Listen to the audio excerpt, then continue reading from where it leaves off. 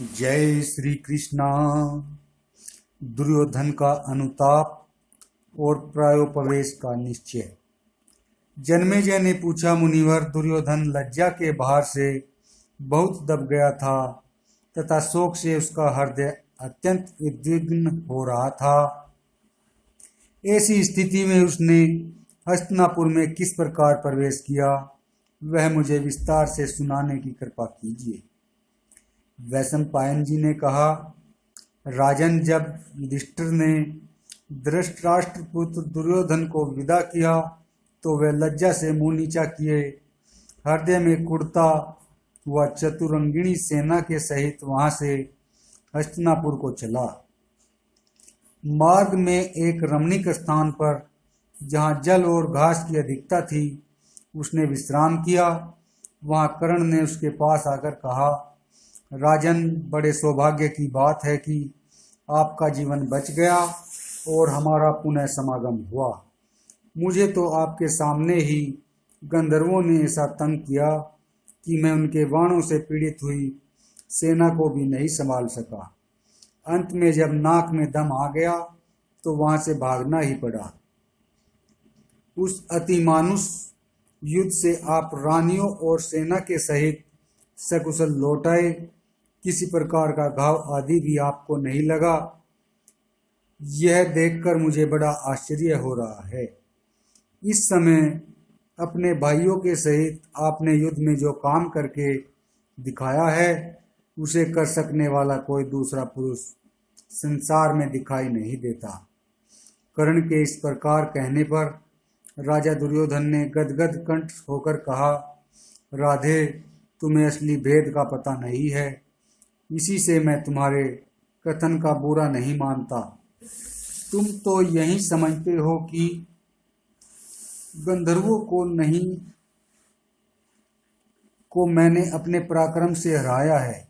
सच्ची बात तो यह है कि मेरे और मेरे भाइयों के साथ गंधर्वों का बहुत देर तक युद्ध हुआ और उसमें दोनों ही ओर की हानि भी हुई, किंतु जब वे माया से युद्ध करने लगे तो हम उनका सामना नहीं कर सके।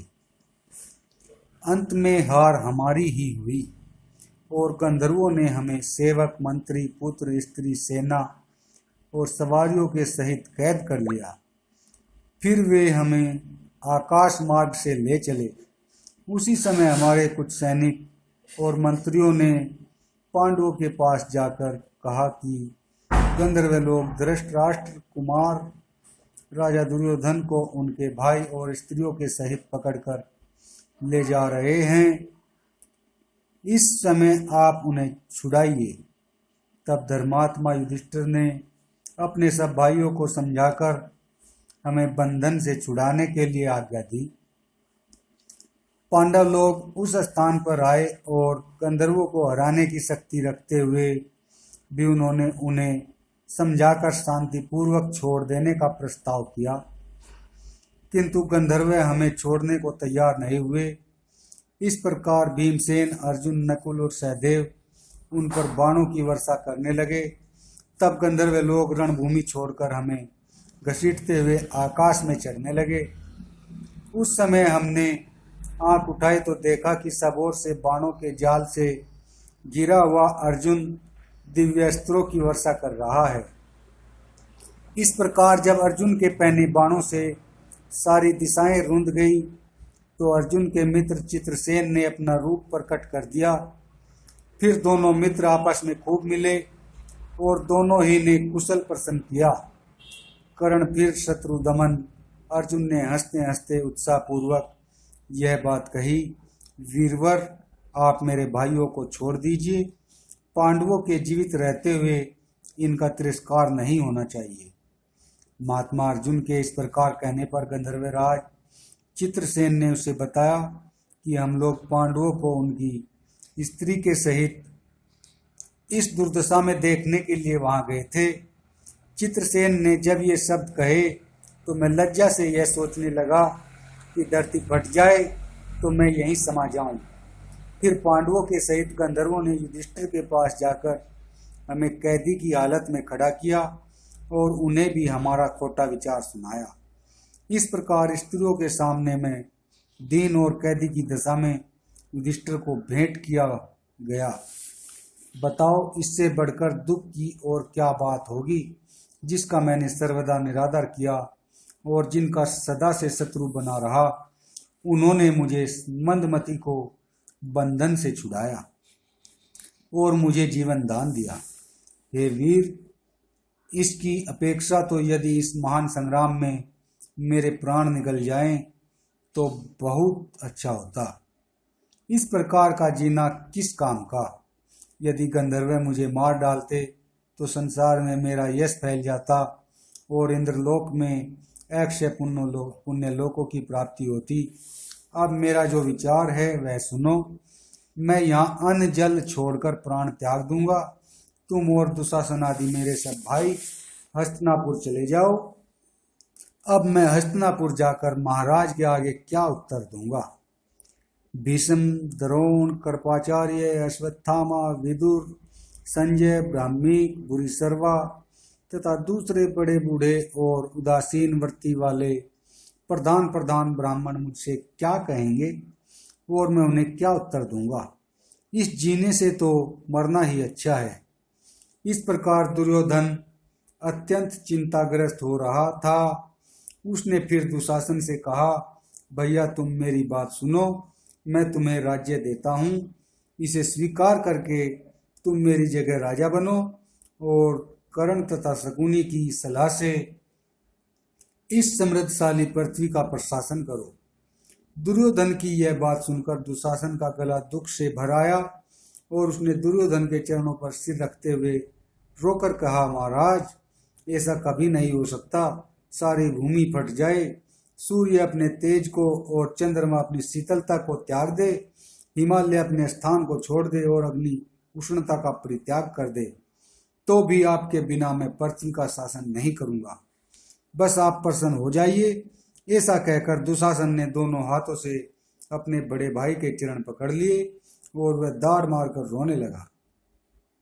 दुर्योधन और दुशासन को अत्यंत दुखित देख कर्ण को भी बड़ी व्यथा हुई और उसने उनसे कहा, आप दोनों नासमझी से सामान्य पुरुषों के समान क्यों शोक करते हैं? शोक करने वालों का शोक तो कभी दूर नहीं हो सकता। अतः धैर्य का धारण करें। इस प्रकार शोक करके शत्रुओं का हर्ष मत बढ़ाइए। पांडवों ने आपको गंधर्वों के हाथ से छुड़ाया। ऐसा करके तो उन्होंने अपने कर्तव्य का ही पालन किया है। राज्य के भीतर रहने वाले पुरुषों को सर्वदा राजा का प्रिय करना ही चाहिए। इसलिए ऐसी कोई बात हो भी गई हो तो उससे आपको संताप नहीं होना चाहिए। देखिए, आपके प्रायोपवेश के विचार को सुनकर आपके सभी भाई उदास हो गए हैं। इसलिए इस संकल्प को छोड़कर खड़े होइए और अपने भाइयों को ढांढस बंधाइए। यदि आप मेरी बात नहीं मानेंगे तो मैं भी आपके चरणों की सेवा में यहीं रहूंगा। आपके बिना तो मैं जीवित नहीं रह सकता। तब सुबल पुत्र शकुनी ने भी दुर्योधन को समझाते हुए कहा, राजन, कर्ण ने जो यथार्थ बात कही है वह तो तुमने सुनी ही है। फिर मैंने तुम्हें जो समृद्धिशालिनी राजलक्ष्मी पांडवों से छीनकर दी है उसे तुम इस प्रकार मोहवश क्यों खोना चाहते हो? तुम आज मूर्खता से ही अपने प्राण त्यागने को तैयार हुए हो अथवा मेरे विचार से तुमने कभी बड़े बूढ़ों की सेवा नहीं की, इसी से ऐसी उल्टी बातें सूझती हैं। यह तो हर्ष की बात है और तुम्हें इसके लिए पांडवों का सत्कार करना चाहिए और तुम शोक कर रहे हो। तुम्हारा यह काम तो उल्टा ही है। इसलिए तुम उदासी छोड़ दो और पांडवों ने तुम्हारे साथ जो उपकार किया है उसे स्मरण करके उन्हें उनका राज्य दे दो। इससे तुम यश और धर्म प्राप्त करोगे। तुम मेरी बात मानकर ऐसा ही करो, इससे तुम कृतज्ञ माने जाओगे। तुम पांडवों के साथ भाईचारे का सा व्यवहार करके उन्हें अपनी जगह बैठा दो और उनका पैतृक राज्य उन्हें सौंप दो। इससे तुम्हें सुख मिलेगा। वैशंपायन जी कहते हैं, राजन, इस प्रकार दुर्योधन को उसके सुहृद मंत्री भाई और बंधु बांधवों ने बहुत तेरा समझाया परंतु वह अपने निश्चय से नहीं डिगा। उसने कुश और वल्कल के वस्त्र धारण किए और स्वर्ग प्राप्ति की इच्छा से वाणी का संयम कर उपवास के नियमों का पालन करने लगा।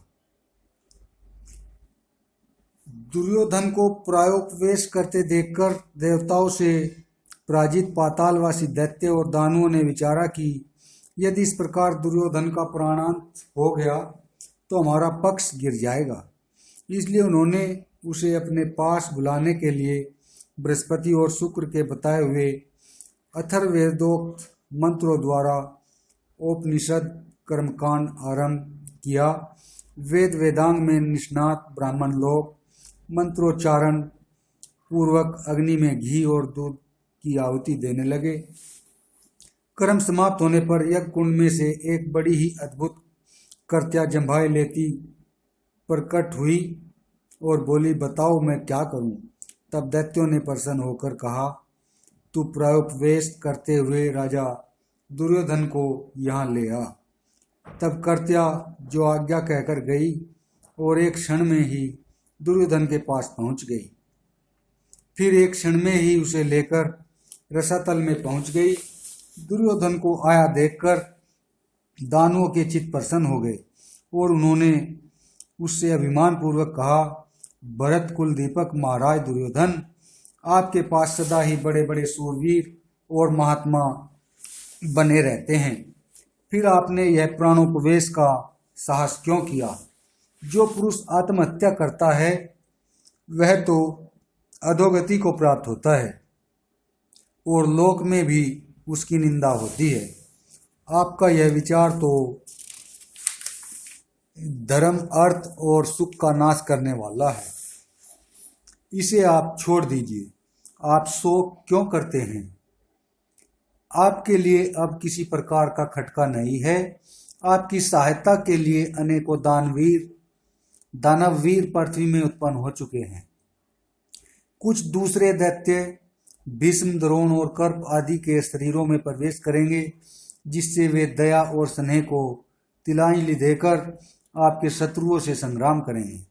उनके सिवा क्षत्रिय जाति में उत्पन्न हुए और भी अनेकों दैत्य और दानव आपके शत्रुओं के साथ युद्ध में पूरे पराक्रम से भिड़ जाएंगे।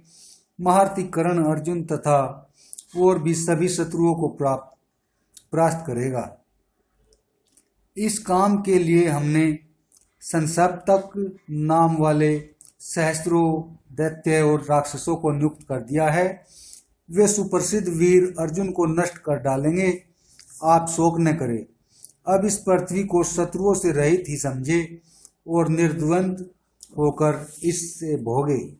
देखिए, देवताओं ने तो पांडवों का आश्रय ले रखा है और आप सर्वदा हमारी गति है। इस प्रकार दुर्योधन को उपदेश देकर उन्होंने कहा, अब आप अपने घर जाइए और शत्रुओं पर विजय प्राप्त कीजिए। दैत्यों के विदा करने पर कर्त्या ने दुर्योधन को फिर प्रायोपवेश के स्थान पर ही पहुंचा दिया और वह वहीं अंतर्धान हो गई। कर्त्या के चले जाने पर दुर्योधन को चेत हुआ और उसने इस सब प्रसंग को एक स्वप्न सा समझा। दूसरे दिन सवेरा होते ही सूतपुत्र कर्ण ने हाथ जोड़कर हंसते हुए कहा, महाराज, मरकर कोई भी मनुष्य शत्रुओं को नहीं जीत सकता।